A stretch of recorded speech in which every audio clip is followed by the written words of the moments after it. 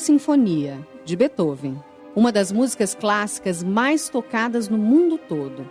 No palco, a Orquestra Sinfônica do Estado de São Paulo.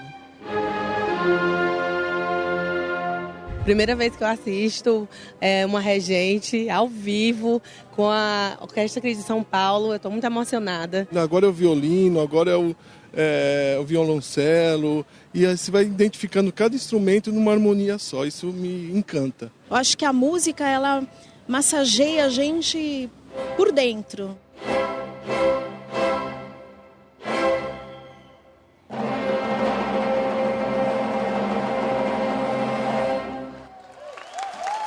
O que faz alguém se apaixonar pela música clássica, que no Brasil é conhecida também como música erudita.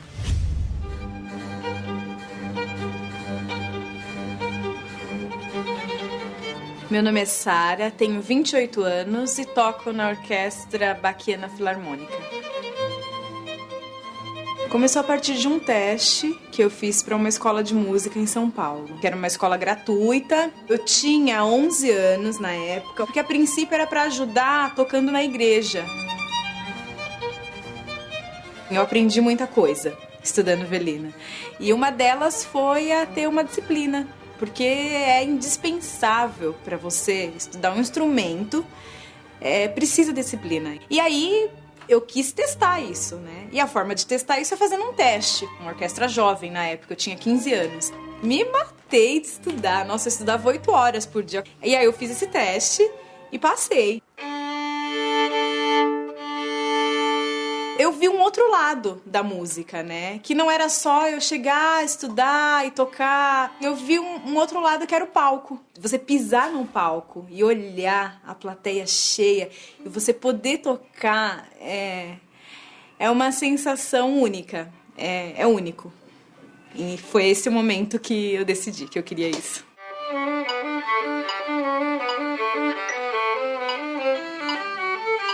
Você precisa ter muito interesse por aquilo, pelo instrumento, pela música, para que aquilo sempre seja novidade para você. Ter muita determinação.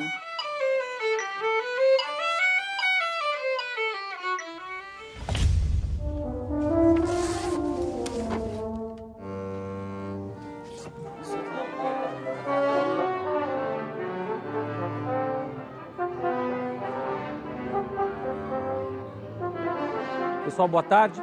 Então, nós vamos tocar os naipes da orquestra separadamente e depois todo mundo junto para mostrar como é que uma orquestra funciona, ok? Os primeiros violinos, em geral, tocam as notas mais agudas da música. Existe um grupo de violinos que nós chamamos de segundos violinos, que em geral tocam um pouco menos agudos que os primeiros. As violas são um pouco maiores que os violinos e, portanto, têm um som mais grave. Os violoncelos, eles têm que ser tocados apoiados no chão. E os mais graves de todos, na seção de cordas, são os contrabaixos. O violino, a viola, o violoncelo e o contrabaixo são tocados com o arco. Essa parte branquinha aqui é crina de cavalo. São fios de crina de cavalo que são tratados e é o melhor material que existe para gerar atrito com as cordas e produzir o som. Vamos ouvir agora todas as cordas juntas.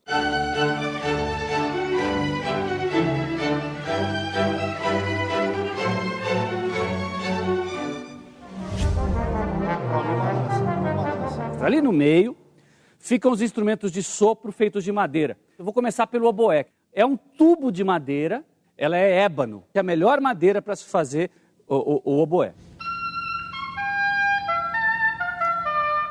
Parecido com o oboé, temos ali o clarinete.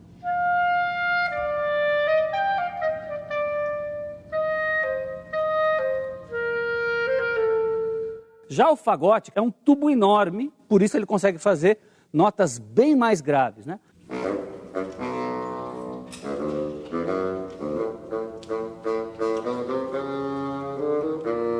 Tem as flautas. Durante séculos, as flautas foram sempre feitas de madeira.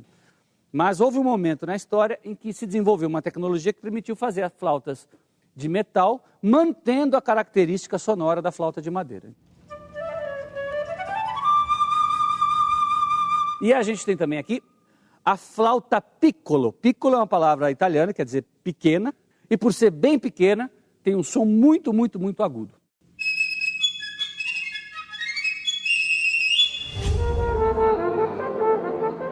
Os instrumentos de sopro também podem ser feitos de metal. Eles ficam mais para o fundo da orquestra. Por quê? Porque eles têm o som mais potente do que os instrumentos de madeira e ainda mais potente do que os instrumentos de cordas. Eu quero começar pela trompa, um tubo de metal enorme com mais de 5 metros de extensão e para ser tocado ele tem que ser enrolado. Agora eu vou passar para o trompete. Ele é bem menor do que a trompa.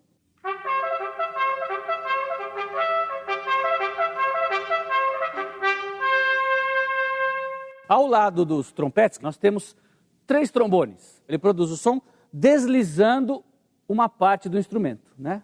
Quando ele desliza e aumenta o tamanho do instrumento, a nota fica mais grave. Quando ele contrai e diminui o tamanho do instrumento, o som fica mais agudo.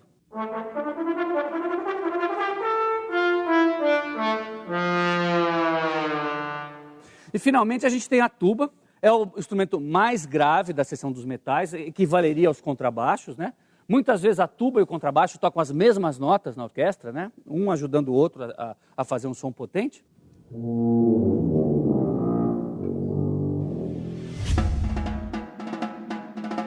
A última seção de uma orquestra sinfônica é a seção dos instrumentos de percussão. Vou mostrar para vocês, talvez aquele que seja considerado o mais nobre de todos, que são os tímpanos. O tímpano é um tambor cuja caixa, né, de ressonância é feita de metal. Em cima temos uma pele esticada, como qualquer tambor, né?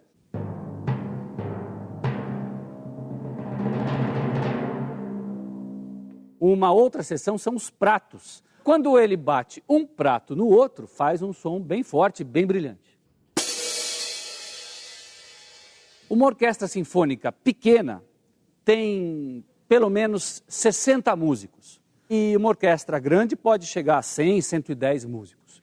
E agora a gente vai tocar esse trechinho que vocês ouviram separadamente, com violinos, flautas, etc. A gente vai tocar com a orquestra toda, todos os instrumentos ao mesmo tempo.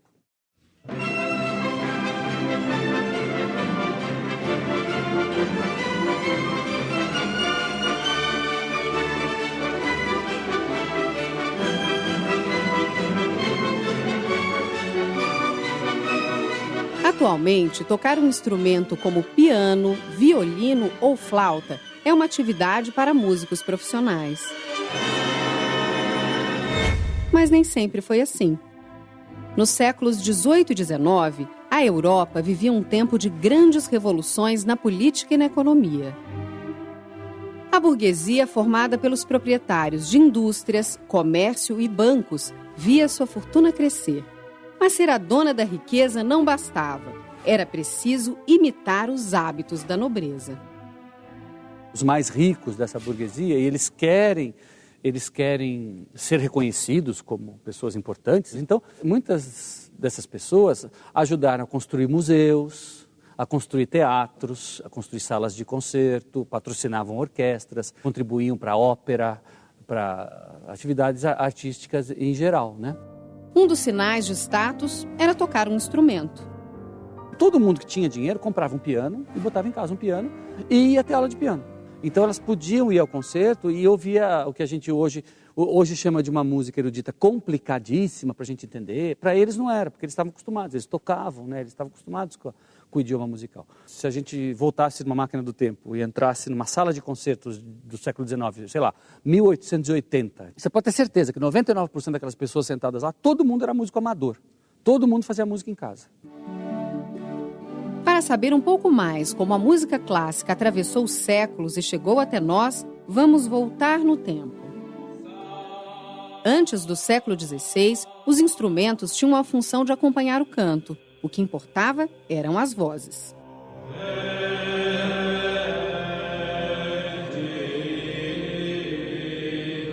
Os corais ainda continuariam muito presentes durante séculos, principalmente nas cerimônias religiosas. Um grande compositor de música acompanhada por vozes foi Bach, que viveu no início do século XVIII. Ele escreveu várias missas e cantatas e produziu para instrumentos variados, como violino, cravo e órgão.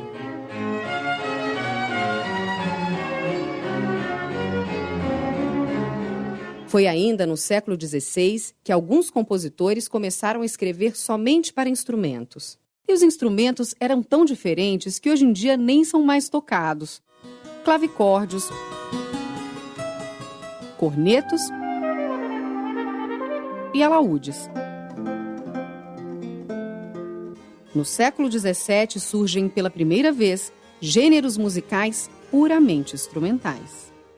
Os músicos eram pagos pelos reis e aristocratas, e era para eles que as orquestras tocavam. La musique du roi.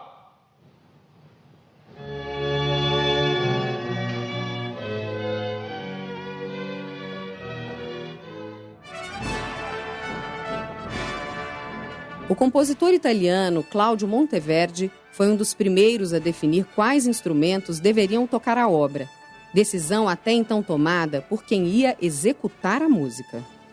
Ele formou uma orquestra de 40 músicos para acompanhar os cantores na ópera Orfeu, de 1607.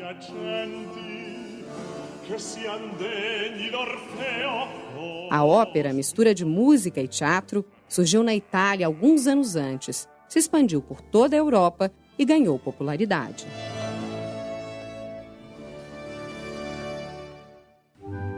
Foi no final do século XVIII que a orquestra chegou a uma formação parecida com a atual.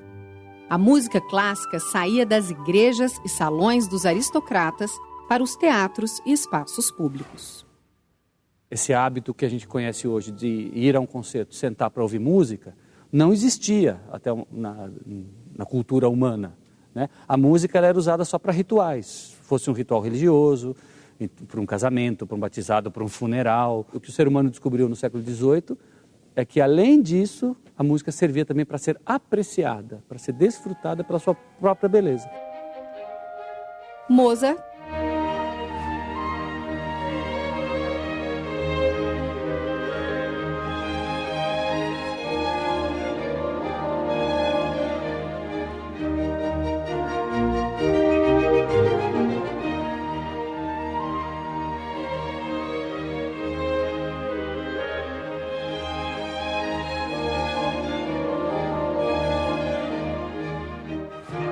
Haydn,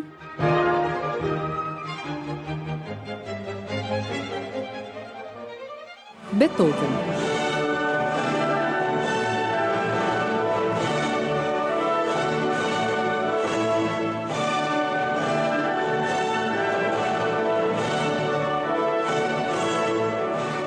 Esses compositores continuam emocionando as pessoas. Sua música ainda ecoa em locais como este. A Sala São Paulo está entre as melhores salas de concerto do país. O teto se movimenta de acordo com o tipo de música executada. Uma das atividades realizadas aqui é o concerto didático. Na plateia, alunos e professores de escolas públicas. O objetivo é ensinar a ouvir. Bom dia. Meu nome é Cláudia Feres, essa é a Orquestra Sinfônica de Heliópolis. Nós vamos fazer um pequeno trecho da ópera Aida.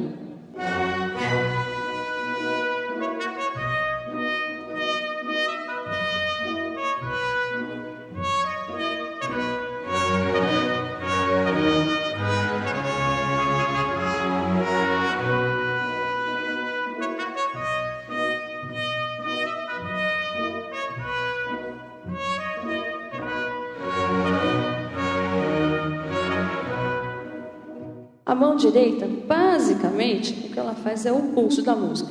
Pá, pá, pá, pá, pá, pá. Ela fica fazendo isso. E a mão esquerda, ela vai dar as entradas, ela vai fazer a dinâmica, vai fazer forte, piano. As indicações da interpretação da música. Então eu queria fazer com vocês um pequeno exercício. Vocês vão bater uma palma quando eu der uma entrada com a mão esquerda. Vamos fazer junto com a orquestra.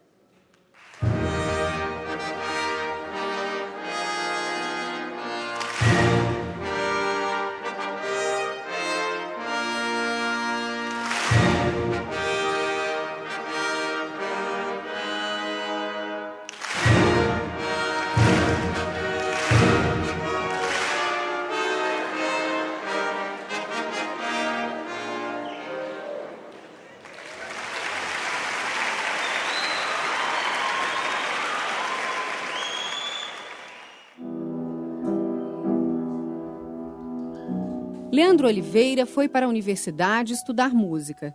Seu instrumento é o piano, que ele toca desde criança. Leandro também é compositor. A ferramenta da música clássica tradicionalmente se vale do pentagrama, que seria como o alfabeto é para o nosso idioma latino. O sujeito que vai ouvir música clássica ele não precisa dominar o pentagrama. Mas para o sujeito que compõe, isso é uma ferramenta necessária, fundamental e necessária. São raros os bons compositores que simplesmente trabalham a partir da intuição. Eles, de modo geral, eles intuem e ouvem muita música. No Brasil, vários compositores incorporaram à música clássica ritmos de danças indígenas, elementos da música africana e melodias de canções de ninar e brincadeiras de roda. O mais famoso foi Heitor Villa-Lobos. Em sua obra Baquianas Brasileiras, ele homenageia o compositor alemão Bach, usando características típicas do Brasil.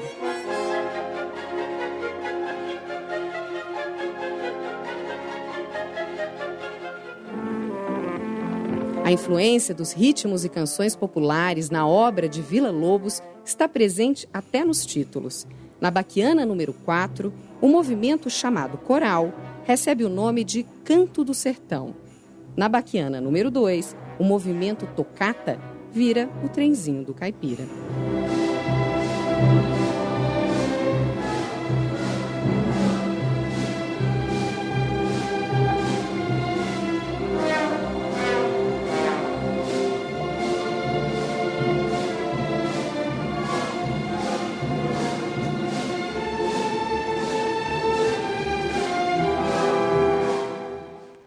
No século XX, a música clássica foi influenciada diretamente pelas novas tecnologias, como o cinema, a gravação de música em discos, fitas e CDs. Grandes compositores começaram a produzir trilhas para os filmes.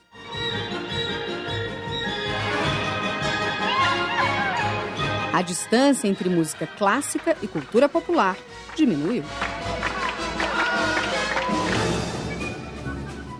A música popular também se beneficiou com as lições da música clássica. E os exemplos estão aqui mesmo, no Brasil.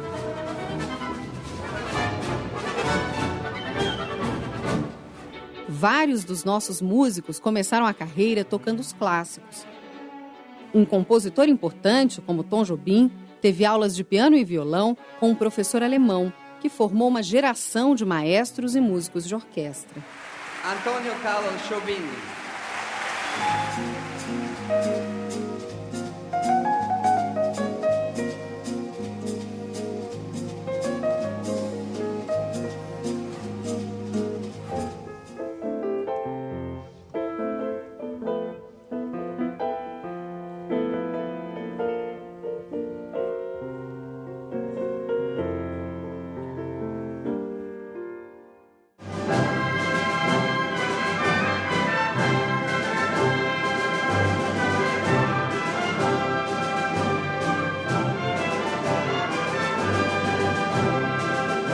No mundo todo, a música clássica continua tendo seus compositores, atraindo instrumentistas e encantando o público.